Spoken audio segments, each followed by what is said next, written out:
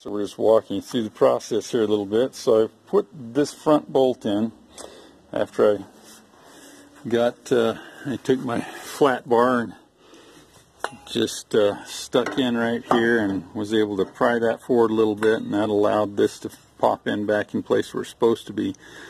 So I've got it lined up flush with the side of the grill here, the front trim, and I like the way that's looking. So I put this bolt in right here and cinched it down, so that'll keep me correctly in place here. Now look what happened back here to my gap.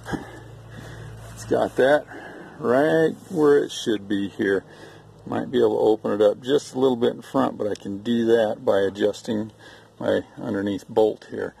But that, like I said, it brought the front down back where it's supposed to be, tighten this gap up. So we're in pretty good shape there. I think what I'll do now is I'll go along and tighten up this series of bolts right here just to kind of hold all this in the place where it's supposed to be. And then I'll move down to doing my back one underneath the bottom to get that in place. That's got some shims on it and some things like that, so it'll allow me to move it around a little bit there. That's how this is progressing, and I'm liking the way it's fitting. It's going to be a huge improvement over my old dented one sitting over there. So there we go.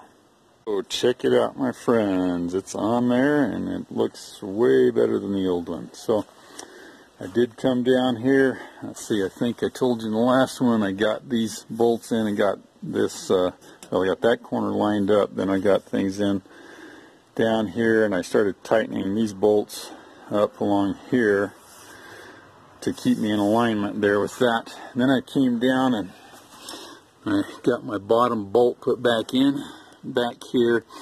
And when I tightened it up, it really needed the shims in it, so I put the shims in it, which pulled it back down a little bit. And I had to make sure that I pushed it in far enough so that I got my alignment pretty good along here.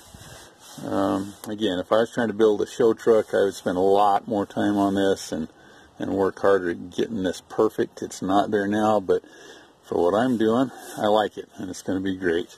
So I got that one in place, and then I had to really spend some time wrestling around to get this valance panel to line up here because it's bent up pretty good. But got it in. There's actually 3 bolts back in the back inside here holding it in place. Let's get this out of the light there. And you can see some of those bolts down below there. Those bottom 3 are what hold the valance panel in place.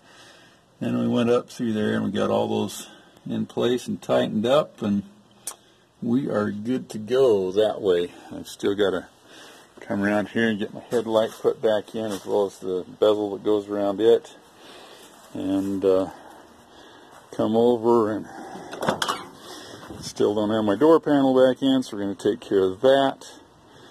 A couple other little things related to those, but that's what we're going to work on next as we get this baby put back together.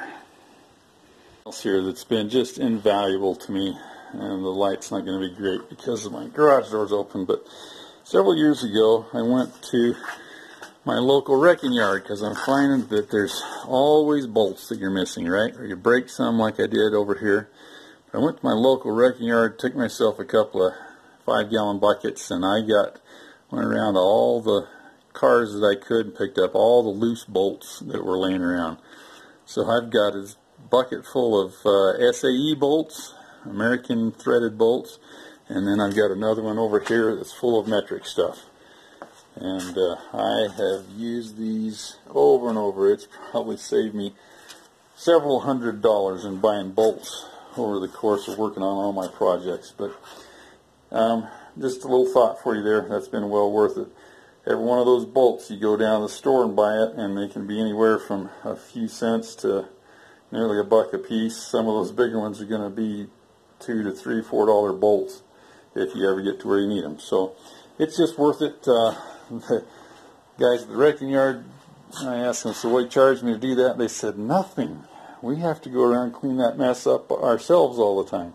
So I don't know if every wrecking yard is going to be that way, but if you look around, ask around, you'll find somebody who'd be more than happy to let you come pick up a bunch of bolts. It'll really help you in your projects. And I've literally done probably 100 cars out of these buckets of bolts that I've got here just in the last several years. And so just a little tip for you there, always comes in handy. Okay, here we go with the wrap up on the fender video. So I got it back on there. We got our headlight bezel back in place. I got a coat of black paint on it. And the mottled light through all the leaves is going to make it look terrible, but I'm telling you, it looks a ton better than what it did when we started with our old beat up wrinkled one. So everything went back together really quite well there. I'm happy with how it turned out, and it looks a ton better. And that's basically the story on getting the fender straightened out on the Crazy Dad Bumpside. Now, one of the things we're going to do next, I wanted to get this body line here with the hood and the fender to line up better. You can see we got a great big gap there. And that's done with, there's 3 bolts on the hinges here that allow them to go up and down. And I just pulled one of them off, and they're already maxed out as to how far down they can go. So I'm going to have to get in there and elongate those holes some in order to get that thing to sit down where I want it to. But that'll be a story for another video. And we'll come back and do that at some point in the near future. One of the other things that we're going to tackle next, got our door panel all back together here, by the way. That's all working good. One of the things we're going to tackle next is this gauge cluster. I think all the instruments are working, but it's got the clear plastic lens busted out of it. And I just happen to be able to pick up this other gauge cluster at a wrecking yard, and it's got that lens intact. So I'm going to take it apart, pull my one out of the truck here and clean it up and maybe polish it a little bit. We'll see what it looks like. And I think all my gauges work, so I don't think I need to replace anything, but actually replacing gauges out of one of these things is an absolute cakewalk. Flip it around here. Literally, you go inside of the thing after you take, let's see, there's a bunch of bolts, or little tiny bolts or screws right there. There's a series of them around this metal case here, and you take those off. That gets rid of the plastic part, and you can take these 2 nuts here off, and that gauge assembly just comes out in your hand, and you take the new one, stick it back in place, put your nuts in place, and put it back together, and bingo, you're working. And so those gauges are around. There's quite a few of them. You just find one that works and put it in place that way. But I'm going to go back in and do that for you here on a video so that we get this thing cleaned up and kind of perfected there. The rest of the interior outside of the upholstery on the seats, on the ceiling, and on the dashboard is really in nice shape. It'll just need some cleaning up. I guess the floor mat could be better, but it's not even all that bad. But